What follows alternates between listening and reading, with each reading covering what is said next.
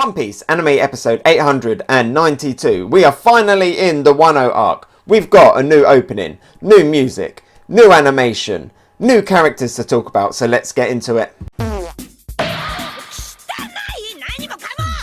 Yo, Hegassen here, and straight away let's say that this review might contain a few mild manga spoilers, probably one or two of the names and stuff of characters, so if you do care about that stuff, I'm just letting you know right now. But does it really matter anyway, because the opening, the brand new opening that we got here, over the top, spoilt loads. Like literally loads of the big reveals, loads of the hype moments from the manga have been completely spoilt by this anime opening. I mean, anime openings typically always used to have spoilers. I remember way back in the day watching the Pokemon anime, and you always, whenever you get a new opening, you're always looking at it to see kind of which new Pokemon, Ash or Brock and stuff, have got on their team.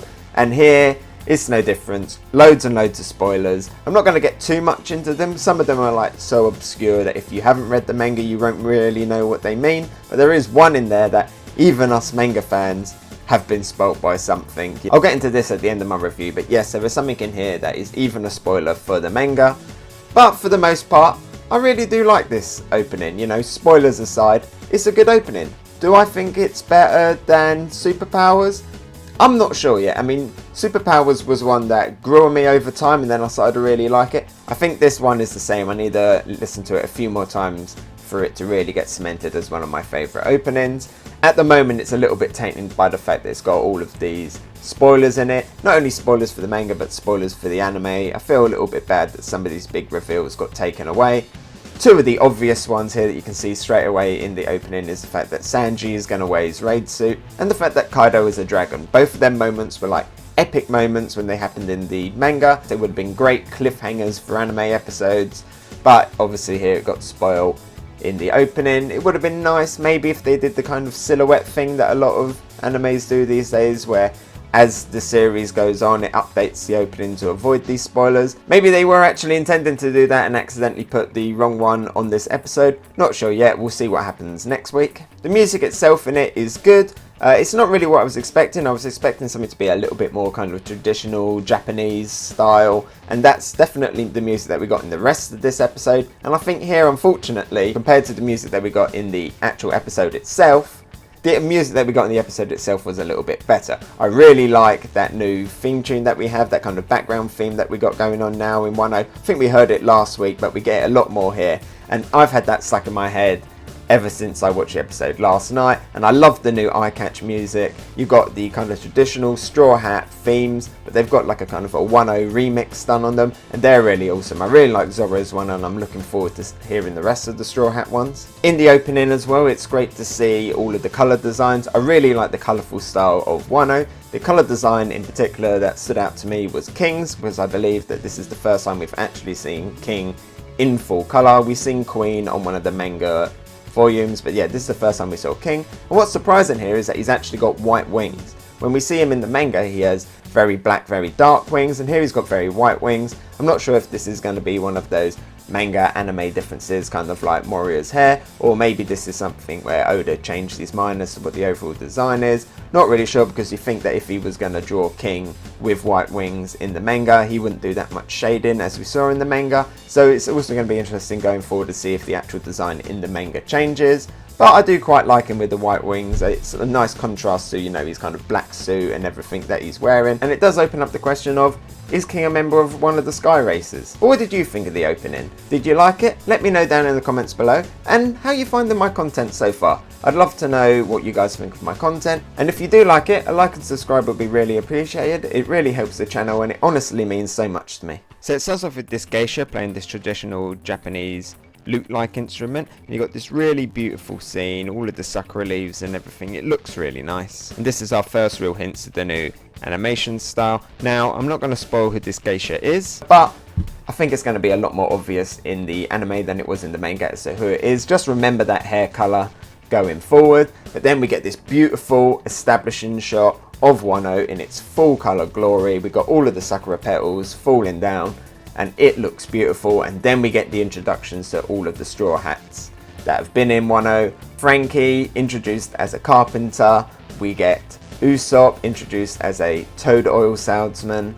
We get Robin looking beautiful, introduced as a geisha, and then we get Zoro, a ronin, and it's on this Zoro shot where you really notice the higher quality animation. It looks beautiful. His walking animation is so fluid as he's walking along. It looks really realistic, and all of the Zoro stuff in this episode, you can just tell that they really cared about making the animation look really good here. It does leave me a little bit cautiously optimistic as to how much of this animation we're going to get going forward. Is it going to remain this quality, or are we going to see a slow drop off? Apparently they've said that they're going to keep this animation quite high, and you know, I believe that they can do it. But there are other series like the Pokemon Sun and Moon series, they really up their animations though and have kept it pretty consistent. But this animation that we're seeing here is very high level stuff, so it'd be interesting to see just how long they can keep it going for. I'm sure there are going to be a few compromises here and there. Even in this opening episode, I did notice a few kind of freeze frame shots on Zoro's face. You know, there were quite a lot of close-up zoom in shots of Zoro's face, and they held that opening Wano scene. They held that for quite a long time, longer than I was expecting. You can tell that they're just doing these odd little things here and there just to kind of save a bit of time on the runtime, you know, so they don't have to animate as much.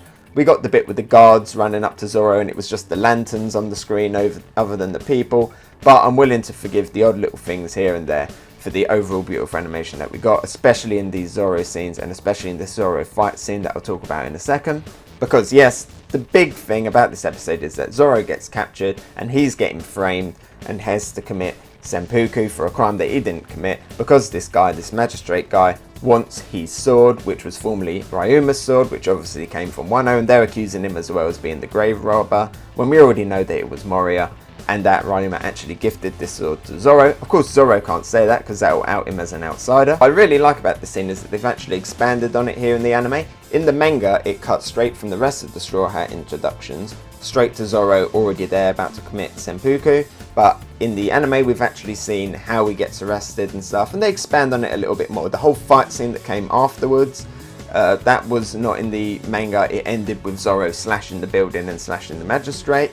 And there was another little change here as well, in that Zoro actually applies haki onto the blade. I never actually noticed that in the manga itself. So these are all really good changes that actually help expand the overall story, and I really appreciate that. And if you want to read this chapter yourself, it is chapter 909, and it's the second half of that chapter. So pretty much this entire episode was just the second half of one chapter, and as I've said before, they have actually changed the order here a little bit as to how it was in the manga. The whole stuff about getting up the waterfall that we got last episode, that actually happened after this in the manga, and that the chapter that this was in was also shared with the Marco and Nekomamushi stuff that we got 2 episodes ago. So they've mixed it up a little bit, but I think narratively it works better here in the anime than it did in the manga. The manga, it was more kind of like building hype. You can't get previews and stuff like you can in the anime, so it really works here with that change.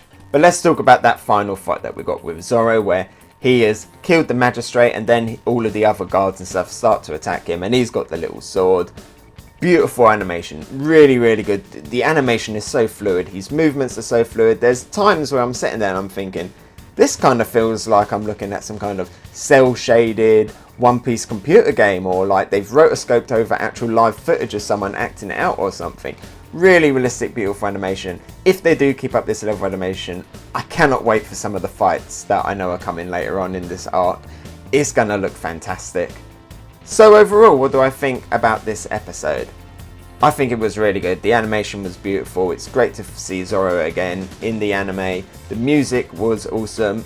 A little bit let down by the fact that the opening had so many spoilers, including a manga spoiler, which I'm going to talk about in a second. So overall for me, I'm going to give this episode 892, a gold tier. Not the full marks, just because of those spoilers. It's not a fault of the episode itself, but I do feel like it ruins some stuff going forward for the rest of the arc. Now let's talk about this big manga spoiler. So currently in the manga, we are on chapter 948, and you can read my review here.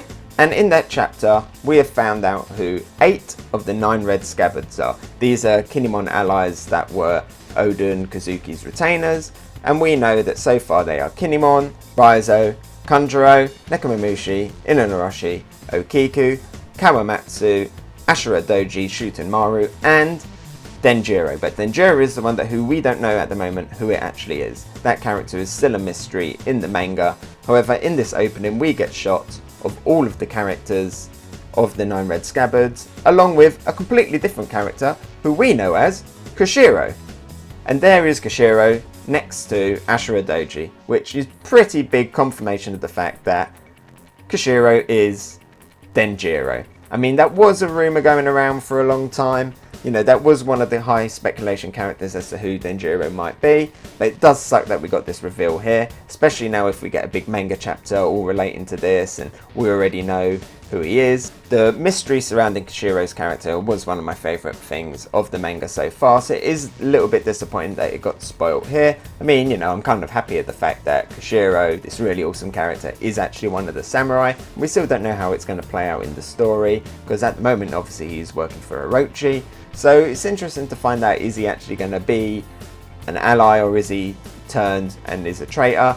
From the looks of this opening, I'm pretty sure that he is going to be an ally. We even have Kawamatsu in this opening, and they have actually tried to keep him in silhouette. They haven't hidden his form. Obviously in the last manga chapter we actually saw what he looks like, his overall appearance of his kappa-like body. So why couldn't they do the same here with Kushiro? Have him in silhouette and then add him in later on, or have him in his own separate scene so it doesn't look like he's a member of the 9 Red Scabbards? I don't know. One other interesting thing from the opening title is that we still haven't got any Scratchman Hapu. So when on earth is he going to reappear in the story?